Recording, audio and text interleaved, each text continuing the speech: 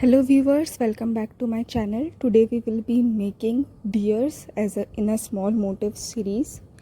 Now this one is a cute baby deer and this one is the mother deer. So we have used two separate pages for drawing baby deer and the mother deer. So first we will be drawing baby deer. As you can see, I have already made a pencil outline and I am rubbing it now, and then I will be using Keep Smiling fine liners and Micron fine liners. You can draw these baby deers when you are drawing Gautam Buddha or any other painting related to Hinduism, or even if you don't want to associate it with any religious paintings, you can use it in a normal painting as well, like a lady who is sitting holding flowers in her hand and a baby deer or a mother deer is standing just in front of her. So you can use deers in Mithila painting in any way you want. Deer is a sacred symbol in both Buddhism and Hinduism, but as I earlier said it, that you can make deers in normal painting as well.